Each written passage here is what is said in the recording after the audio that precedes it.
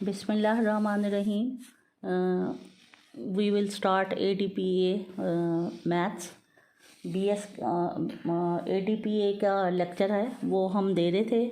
8.3 तक मैंने आपको कंप्लीट करा दिया था। आज मैं 8.4 से स्टार्ट करवा रही हूँ।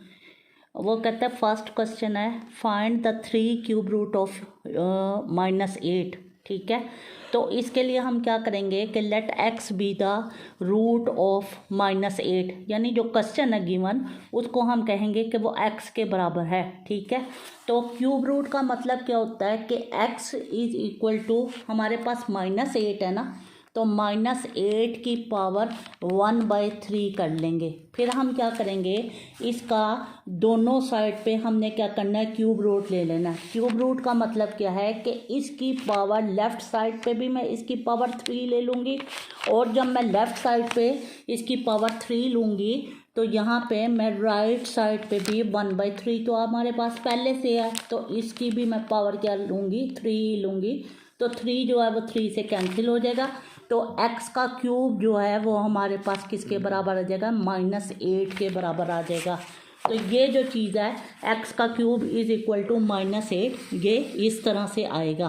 ठीक है, अब हमने क्या करना है, x का क्यूब +8, अब यह यहाँ पे माइनस है, दूसरी साइड पे लेके जाओगी तो क्या हो जाएगा, प्लस हो जाएगा।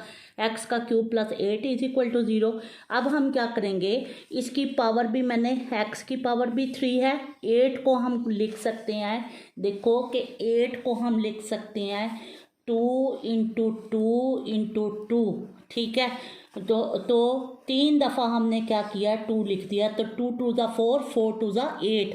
तो इसी चीज़ को मैं लिख सकती हूँ 2 की पावर 3, यानी 8 को मैं लिख सकती हूँ 2 की पावर 3।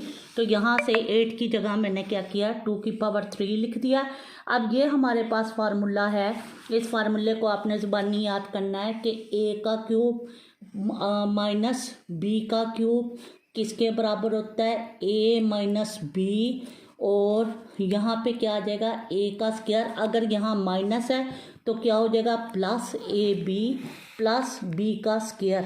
ठीक है, और अगर यहाँ पे प्लस है तो दूसरा फार्मूला क्या होगा, a का क्यूब प्लस b का क्यूब, तो ये क्या बन जाएगा, a + b। जब यहाँ पे a + b आएगा तो अंदर क्या आ जाएगा, a का square minus ab plus b का स्क्वायर। ये दोनों फार्मूले आपने क्या करने हैं, ज़ुबानी याद कर लेने हैं। तो यहाँ पे हम यही फार्मूला इस्तेमाल कर रहे हैं। इसके ऊपर मैं छोटा सा a लिख देती हूँ, इसके ऊपर मैं छोटा सा b लिख देती हूँ। तो इस फार्मूले को हम जब ट्रांसलेट करेंगे तो क्या आ जाएगा, a का क्यूब प्लस b का क्यूब प्लस a का स्क्वायर -2ab। 2ab क्या चीज़ है, 2a जो है वो आपके पास x है और b आपके पास क्या है, 2 है, तो ये क्या बन जाएगा, 2x बन जाएगा। 2 का स्क्वायर जो है वो कितना बन जाएगा, 4 का बन जाएगा। तो यहाँ से हम क्या करेंगे कि x + 2 भी 0 के बराबर आ जाएगा, और x का स्क्वायर -2x + 4 जो है ये भी हमारे पास 0 के बराबर आ जाएगा। यहाँ से तो हमारे पास क्या हो जाएगा, ये जो है कि x + 2, तो यहाँ से क्या आ जाएगा, x इज इक्वल टू -2, और ये हमारे पास क्या है, क्वाड्रेटिक इक्वेशन बन गई है। देखो a का स्क्वायर, x का स्क्वायर -2x + 4, यहाँ पे आपके पास a जो है वो किसके बराबर है, 1 के बराबर है, b जो है वो किसके बराबर है, -2 के बराबर है, और c जो है वो किसके बराबर है, 4 के बराबर है। तो क्वाड्रेटिक फार्मूला जो मैंने आपको बताया हुआ है, क्वाड्रेटिक फार्मूला क्या होता है कि x is equal to -b plus minus b का स्क्वायर -4ac का अंडर रूट और डिवाइडेड बाय 2a। ठीक है, तो यहाँ से इसके ऊपर मैं ये सारा फार्मूला इस क्वाड्रेटिक इक्वेशन पे ये पुट करूँगी, जैसे हम पीछे सारे क्वेश्चंस में करके आए हैं। तो यहाँ से हम इसको सॉल्व कर लेंगे, तो यहाँ से हमारे पास आ जाएगा x इज इक्वल टू 2 + -2 × -3 का अंडर रूट। अब -3 का अंडर रूट जो -1 का अंडर रूट होता है, इसको हम किसके बराबर करते हैं, इसको हम कहते हैं अयोटा के बराबर। ठीक है, तो यहाँ पे अब ये देखो कि ये आपके पास क्या आ जाएगा, यहाँ से हम 2 कॉमन ले लेंगे। जब 2 कॉमन ले लेंगे तो यहाँ पे आपके पास क्या बन जाएगा, -1 बन जाएगा। यहाँ पे आपके पास 2 कॉमन लेने से ये 2 ख़त्म हो गया, बाकी क्या रह जाएगा -3 का अंडर रूट, -1 का अंडर रूट जो है वो क्या बन जाएगा, आयोटा बन जाएगा, 3 का अंडर रूट डिवाइडेड बाय 2। ठीक है, तो हमारे पास ये आ गया। तो एक हमारे पास क्या आएगा, प्लस माइनस का मतलब क्या है, एक हमारे पास वैल्यू होगी प्लस की, एक हमारे पास वैल्यू होगी माइनस की। अब इस चीज़ को आपने याद करना है, जो प्लस के साथ होता है इसको हम कहते हैं ओमेगा, और ये चीज़ जो माइनस के साथ होती है इसको हम कहते हैं ओमेगा का स्क्वायर। यानी ये क्या बन जाएगा, ओमेगा बन जाएगा, और ये किसके बराबर हो जाएगा, ओमेगा के स्क्वायर के बराबर। तो क्यूब रूट ऑफ यूनिटी यहाँ पे ये मैंने लिख दिया है, देखिए -1 प्लस आयोटा 3 का अंडर रूट जो है डिवाइडेड बाय 2 किसके बराबर है, ओमेगा के बराबर है, और जो माइनस वाला है ये क्या हो जाएगा, ओमेगा स्क्वायर के बराबर हो जाएगा। तो जो ये 3 क्यूब रूट ऑफ यूनिटी, इसका मतलब क्या है, 3 का मतलब क्या है कि एक तो आ जाएगा x इज इक्वल टू -2, दूसरा आ जाएगा x is equal to -2 omega, और तीसरा आ जाएगा आपके पास x is equal to -2 omega का स्क्वायर। जिस तरह से मैंने क्वेश्चन नंबर 1 किया है इसी तरह से ये क्वेश्चन नंबर 2 भी इसी तरह से होगा, क्वेश्चन नंबर 3 भी इसी तरह से होगा। 4 को मैं आपको समझा देती हूँ। देखें 4 में आपके पास क्या है, अब ये चीज़ मैंने आपको बताया है कि जो प्लस के साथ होगी तो ये हमारे पास किसके बराबर होगी, ओमेगा के बराबर, और जो माइनस के साथ होगी ये क्या होगी, ओमेगा स्क्वायर के बराबर। ये 2012 में पेपर में आया हुआ है, ये क्वेश्चन मैं आपको करवा रही हूँ, इसको देख लें। देखें ये इसकी पावर 7 है, तो ये सारे का सारा हमारे पास किसके बराबर है, ओमेगा के बराबर है। तो ये क्या हो जाएगी, ओमेगा की पावर 7, ये किसके बराबर है, ओमेगा स्क्वायर के बराबर है। तो ये ओमेगा स्क्वायर की पावर जो है ये बन जाएगी 7। तो यहाँ से क्या आ जाएगा, ओमेगा की 7 2 ज़ा 14, ये 14 बन जाएगा। अब हमने क्या करना है, इस बात को जहन में रख लो कि ओमेगा क्यूब जो है वो किसके बराबर होता है, 1 के बराबर होता है। तो अब हम क्या करेंगे, जहाँ पे भी ओमेगा है, अब ये 7 है, 7 को हम कैसे लिखेंगे, 6 × 1, 6 × 1 क्या हो जाएगा 7। अब ये 14 है, 14 को हम लिख देंगे 12 × 3। क्या करना हमने कि 3 पे डिवाइड हो जाए, 3 पे क्यों डिवाइड हो जाए, अब ये देखो ये क्या आ जाएगा, ओमेगा क्यूब का स्क्वायर बन जाएगा, और ये क्या हो जाएगा, ओमेगा क्यूब की पावर 4 हो जाएगी। ओमेगा क्यूब जो है वो किसके बराबर है, 1 के बराबर है। यहाँ से बच जाएगा ओमेगा, और यहाँ से बच जाएगा ओमेगा का स्क्वायर। अब ये भी दूसरा फार्मूला है, इसको आप याद कर लो कि 1 प्लस ओमेगा स्क्वायर जो है ये, इसको आप ज़ुबानी याद कर लें कि 1 प्लस ओमेगा का जो स्क्वायर है ये किसके बराबर होता है, 0 के बराबर होता है। यानी sum of the cube root of unity is equal to 0, ये भी प्रॉपर्टी है।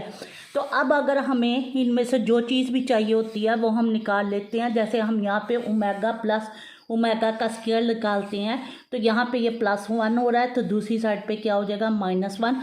तो यही चीज़ यहाँ पे इस्तेमाल हुई हुई है। तो ये इस तरह से सारे के सारे क्वेश्चंस जो हैं ये आपके होने हैं, ठीक है। तो इसमें आपने क्या करना है, आप देखें क्वेश्चन नंबर 5। क्वेश्चन नंबर 5 में वो कहता है show that -4 -5 omega plus 3 omega का square is equal to 3 divided by 3 -4 omega -5 omega का स्क्वायर। इसको आपने प्रूव करना है कि 1 बाय ओमेगा के बराबर है। तो हम क्या करें, लेफ्ट हैंड साइड को हम क्या करते हैं, सपोज कर लेते हैं। अब वही लेफ्ट हैंड साइड हम ऐसे ही लिख लेंगे। अब यहाँ पे मैंने क्या किया है कि ओमेगा से ही मल्टीप्लाई करूँगी, ओमेगा से ही डिवाइड करूँगी। किसी भी चीज़ को जब हम मल्टीप्लाई भी कर देते हैं और डिवाइड भी कर देते हैं, वो एक दूसरे से कैंसिल हो जाते हैं, 1 ही आंसर आ जाएगा। तो हम ये काम कर सकते हैं अपनी ज़रूरत के मुताबिक। तो यहाँ से मैंने क्या किया, इसको भी ओमेगा से मल्टीप्लाई कर दिया, डिनोमिनेटर को भी ओमेगा से मल्टीप्लाई कर दिया। अब नीचे वाले को हमने नहीं छेड़ना, ऊपर वाले को हम क्या करेंगे, ओमेगा से मल्टीप्लाई कर देंगे। तो ये क्या हो जाएगा, -4 ओमेगा हो जाएगा। -5 ओमेगा को ओमेगा से मल्टीप्लाई करोगी तो क्या हो जाएगा, ओमेगा का स्क्वायर +3। अब ये एक स्क्वायर है, यहाँ से ओमेगा, तो ये क्या बन जाएगा, ओमेगा क्यूब। और ये मैंने आपको बताया कि ओमेगा क्यूब जो है वो किसके बराबर होता है, 1 के बराबर होता है। तो यहाँ से अब मैं क्या करूँगी, ये प्लस वाला मैंने पहले लिख लेना है, ये 3, फिर ये आपके पास -4 ओमेगा है, ये लिख लिया हमने, -5 ओमेगा का स्क्वायर। हम आगे पीछे करके लिख सकते हैं, इसका कोई मसला नहीं है। अब देखो नीचे वाला ऊपर वाला सेम हो गया, ये दोनों एक दूसरे से कैंसिल हो जाएंगे, बाकी क्या बच जाएगा, 1/ओमेगा बच जाएगा, और वो आपके पास किसके इक्वल है, राइट हैंड साइड के इक्वल है। तो ये सारे क्वेश्चन इसी तरह से होने हैं। क्वेश्चन नंबर 6 भी, 7 भी, 8 भी। 9 में देखें, वो कहता है बाय रिमाइंडर थ्योरम। बाय, मैंने आपको कहा था फर्स्ट ईयर की बुक के अंदर ये सारे थ्योरम्स जो हैं ये सॉल्व हुए हैं। अगर किसी का इंटरेस्ट है तो आप वहाँ से ये थ्योरम्स देख सकते हैं। वैसे मैं आपको बता देती हूँ कि रिमाइंडर थ्योरम होता क्या है। वो कहता है by the remainder theorem find the remainder when the first polynomial is divided by the second polynomial. Polynomial को हम किससे डिफाइन करते हैं, पी एक्स से। तो जो भी क्वेश्चन है उसको मैं क्या करूँगी, पी एक्स का नाम दे दूँगी। अब रिमाइंडर थ्योरम क्या कहता है, वो कहता है कि अगर हम किसी भी पोलिनोमियल यानी पी एक्स को हम डिवाइड कर रहे हैं किसके साथ, x-2 के साथ, तो x-2 जो है वो उसका क्या बन जाएगा, रिमाइंडर बन जाएगा। अब रिमाइंडर बनने का मतलब क्या है, अब यहाँ से देखो कि x-2 को हम क्या करते हैं, 0 के बराबर पुट कर देते हैं। x-2 इज इक्वल टू 0, तो यहाँ से क्या आ जाएगा, x इज इक्वल टू 2। अब जहाँ पे भी x है, ये जो पोलिनोमियल है इसको आप कह दो इक्वेशन नंबर 1। जहाँ पे भी x है, x की जगह आप क्या करो दो, 2 पुट कर दो। तो 2 पुट करने से हमारे पास क्या आ जाएगा, 2 का क्यूब प्लस 3 इंटू 2 का स्क्वायर प्लस 5। 2 का क्यूब का मतलब अभी मैंने आपको बताया, 2 को आपने 3 टाइम्स मल्टीप्लाई करना है। 2 टू ज़ा 4, 4 टू ज़ा 8, तो ये बन जाएगा 8। अब 2 का स्क्वायर जो है वो कितना होता है, 4। 4 को 3 से मल्टीप्लाई करोगी तो कितना हो जाएगा, 12 हो जाएगा, प्लस 5, तो ये किसके बराबर आ जाएगा, 25 के बराबर आ जाएगा। तो इसका मतलब क्या है कि हमारे पास ये हो गया, ठीक है। इसी तरह से ये सारे के सारे क्वेश्चंस होंगे ये रिमाइंडर थ्योरम वाले। नेक्स्ट में आपने क्या करना है, जो वो कहता है determine whether the following linear equations are the factors of the given polynomial. एक तो वो रिमाइंडर थ्योरम था, अब ये दूसरा फैक्टर थ्योरम है। फैक्टर थ्योरम का मतलब क्या होता है, ये जो क्वेश्चन है इस क्वेश्चन को हम क्या करेंगे, पोलिनोमियल यानी पी एक्स के बराबर कर देंगे। अब पी एक्स को जब हम बराबर कर देंगे तो P x is divided bye x-1, ये x-1, इस x-1 को हम 0 के बराबर पुट करेंगे तो x क्या आ जाएगा, 1 आ जाएगा। तो ये जो पोलिनोमियल है इसमें हम क्या करेंगे, जहाँ जहाँ x है वहाँ वहाँ हम क्या करेंगे, 1 को पुट करते जाएंगे। इसको सॉल्व कर लो तो आंसर क्या आ जाएगा, 0 आ जाएगा। तो इसका मतलब क्या है कि 1 जो है वो क्या है, इसका फैक्टर है। रिमाइंडर थ्योरम और फैक्टर थ्योरम एक दूसरे के उलट हैं।